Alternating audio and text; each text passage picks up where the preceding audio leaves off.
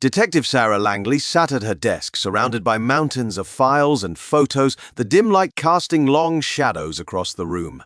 The clock ticked past midnight. But sleep was the last thing on her mind. The case of the vanished artist had the city on edge, and Sarah was determined to solve it. The artist, a renowned painter named Edward Monet, had disappeared without a trace 2 weeks ago.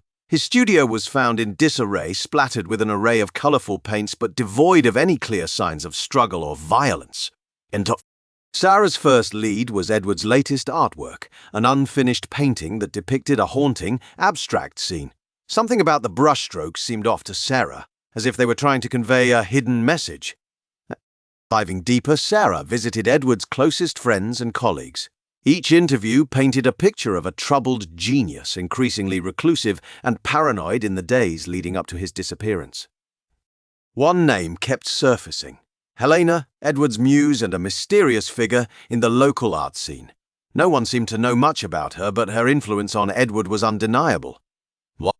Following this lead, Sarah found herself in a dimly lit cafe where Helena was rumoured to frequent. The air was thick with the smell of coffee and pastels. There, in a secluded corner, sat Helena, sketching fervently. Helena was uncooperative at first, but Sarah's persistence paid off. She learned that Edward had been working on a secret project, one that he believed would revolutionize the art world. The next clue led Sarah to an old warehouse on the outskirts of town. Inside, she found a labyrinth of canvases, each more bizarre and intricate than the last. And in the heart of the warehouse, Sarah discovered a hidden room. It was here that the pieces of the puzzle began to fall into place. The room was filled with Edward's personal journals, detailing his descent into obsession. The journals spoke of a legendary artifact, the Eye of Muse, which Edward believed held the power to grant unparalleled artistic vision. Sarah's investigation took her to the city's underground, a world of black market, art dealings and shadowy figures. Here she learned that the Eye of Muse was more than just a myth.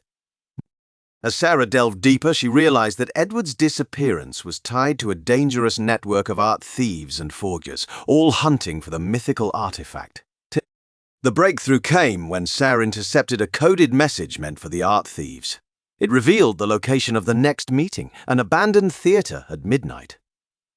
Under the cloak of darkness, Sarah infiltrated the meeting. Her heart pounded as she recognized the high-profile individuals involved, including some of the city's most respected art patrons.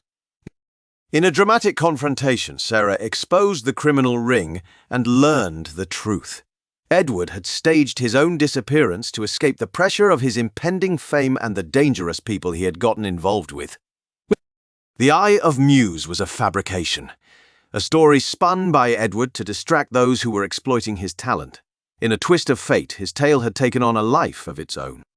With the criminals in custody, Sarah found Edward in a secluded cabin, painting peacefully.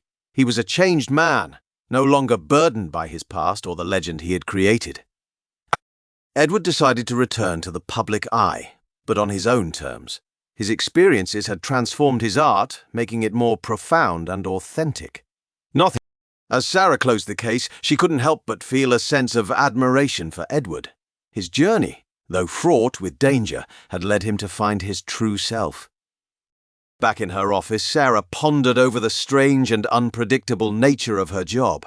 Each case was a story, and in the end, it was the human element that always proved to be the most compelling mystery of all. If you like this story, please like this video and subscribe to our channel to not miss out the next thrilling story tomorrow.